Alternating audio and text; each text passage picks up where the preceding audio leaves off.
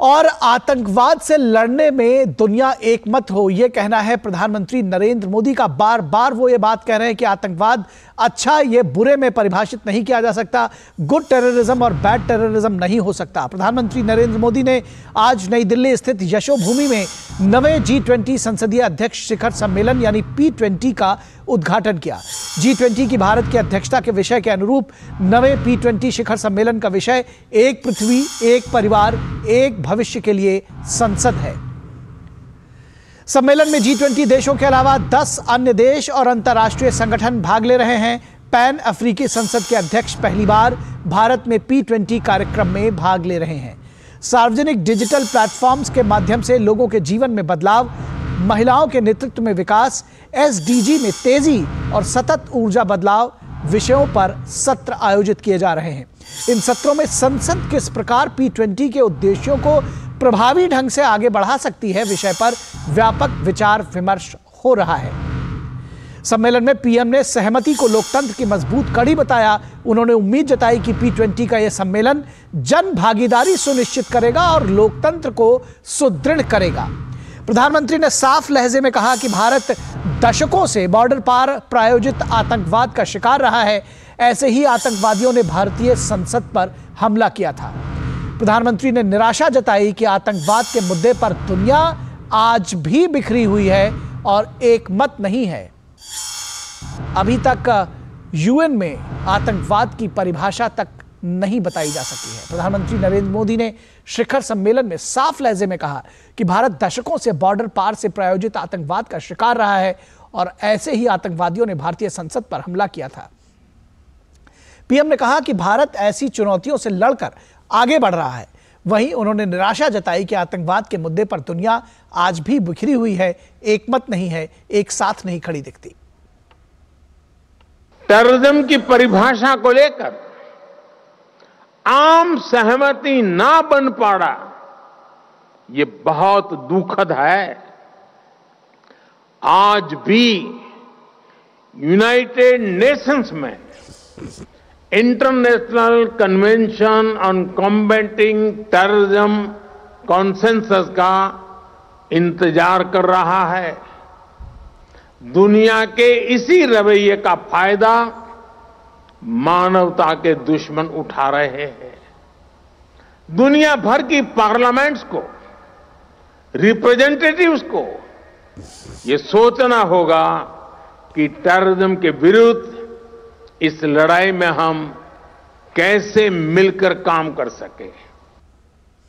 और इस पूरी खबर पर बातचीत करने के लिए हमारे साथ हमारे संवाददाता शैलेंद्र मिश्रा मौजूद हैं। शैलेंद्र, विषय P20 का है, लोकतंत्र का उत्सव भारत मनाता रहा है। भारत के तौर पर जो लोकतांत्रिक एक प्रक्रिया रही है संसद की, उससे जुड़े हुए तमाम विषय जो है वो इस P20 में ज़रूर हावी रहे हैं, लेकिन उसके बावजूद जो प्रधानमंत्री का संदेश रहा वो आतंकवाद के खिलाफ किस तरह से दुनिया एकजुट होनी चाहिए ये भी रहा है। क्या जानकारी देंगे आप?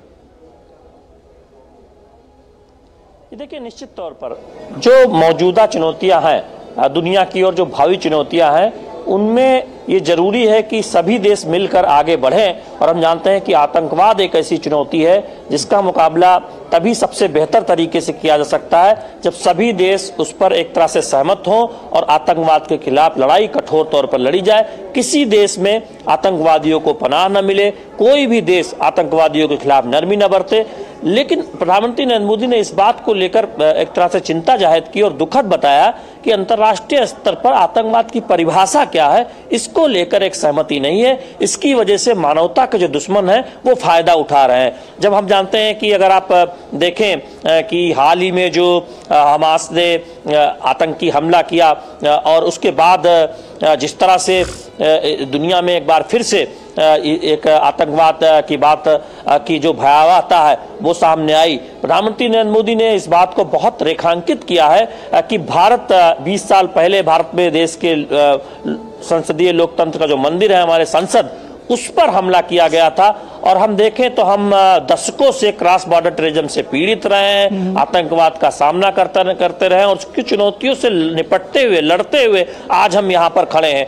तो दरअसल वैश्विक स्तर पर जब कोई चुनौती है तो उसमें भागीदारी सुनिश्चित करनी होगी अधिक से अधिक लोगों की, अगर कोई किसी विषय का हल निकालना है। और दूसरी महत्वपूर्ण बात कि सभी को साथ लेकर चलना होगा, सभी को साथ के साथ भागीदारी सुनिश्चित करते हुए वैश्विक चुनौतियों का समाधान। शैलेंद्र, जो हमारी आंतरिक राजनीति है कहीं ना कहीं उससे जुड़ा हुआ भी ये संदेश साफ है, क्योंकि आपने देखा कि ये जो इजराइल और हमास का जो ताज़ा कॉन्फ्लिक्ट है इसमें बहुत सारे लोग फ़िलिस्तीन के बहाने हमास के साथ खड़े हुए दिखते हैं और कहीं ना कहीं एक गुड टेररिज्म और बैड टेररिज्म की जो बात कहते सामने नज़र आ रहे हैं, कहीं ना कहीं इस बात को इंगित करते हुए नज़र आ रहे हैं कि फ़िलिस्तीन के संघर्ष को, हमास के संघर्ष को देखना चाहिए, उसके आतंकवाद को शायद, पर उस पर वो आंख मूंदे रहना चाहते हैं। संदेश ये उन लोगों के लिए भी है। देखिए, आज का जो प्रधानमंत्री नरेंद्र मोदी का संबोधन है उसमें प्रमुख तौर पर अंतर्राष्ट्रीय समुदाय से एक तरह से अपील की गई है, कहा गया है कि वो आतंकवाद की परिभाषा पर एक सहमति बनाए जिससे मानवता के दुश्मन उसका फायदा ना उठा पाए। ये सही बात है कि घरेलू स्तर पर भी तमाम इस तरह के बयान आते हैं। जितनी निंदा आतंक के घटनाओं की जानी चाहिए, कई बार उतनी निंदा कुछ राजनीतिक दल या फिर कुछ संगठन नहीं करते हैं, वो एक अलग बात है। निश्चित तौर पर उस पर भी एक तरह से हम देखें तो सभी संगठन हो, राजनीतिक दल हो, किसी भी संस्था, उन सभी को आतंकवाद के खिलाफ एक कठोर रवैया जो भारत ने अपनाया है, लगातार हम देख रहे हैं। प्रधानमंत्री नरेंद्र मोदी की अगुवाई में 2014 के बाद हम उस पर कार्रवाई कर रहे हैं। सभी को उसके समर्थन में साथ खड़ा होना चाहिए, ये बिल्कुल निश्चित तौर पर इसमें कहीं कोई दो राय नहीं है। लेकिन अंतर्राष्ट्रीय स्तर पर जो एक सहमति बनाने की कोशिश रहती है कि आतंकवाद की परिभाषा स्पष्ट हो, कोई आतंकवाद नरम या कोई कम घातक नहीं होता। आतंकवाद आतंकवाद होता और उसकी भयावहता का अंदाजा तो पूरी दुनिया को पिछले 2 दशकों में लगा है, चाहे वो 26/11 हो, 9/11 हो। तो हम देखते हैं कि कितना भयावह आतंकवाद हो सकता है। दुनिया उसे अब देख चुकी है, समझ चुकी है। फिर भी अगर आतंकवाद की परिभाषा को लेकर एक आम सहमति नहीं बनती तो ये बेहद दुखद है, जैसा कि प्रधानमंत्री नरेंद्र मोदी ने अपने संबोधन में कहा। तो निश्चित तौर पर यह संकेत भी है और एक तरह से आह्वान भी है दुनिया भर के देशों को कि जब आप वैश्विक चुनौतियों की बात करते हैं तो उस पर एक सहमति बनाए, जलवायु परिवर्तन हो, हरित विकास हो और आतंकवाद जैसी चुनौतियां होगा दुनिया को। निश्चित तौर पर यह संदेश साफ है। P20 सम्मेलन से प्रधानमंत्री नरेंद्र मोदी ने पूरी दुनिया को यह संदेश दिया। बहुत शुक्रिया इस तमाम बातचीत और जानकारी के लिए शैलेंद्र मिश्रा। और रुकेंगे एक छोटे से ब्रेक के लिए। ब्रेक के बाद जब वापस लौटेंगे तो आपको बताएंगे कि मिशन 2024 में गठबंधन पर परिवार हावी आखिर क्यों हो रहा है।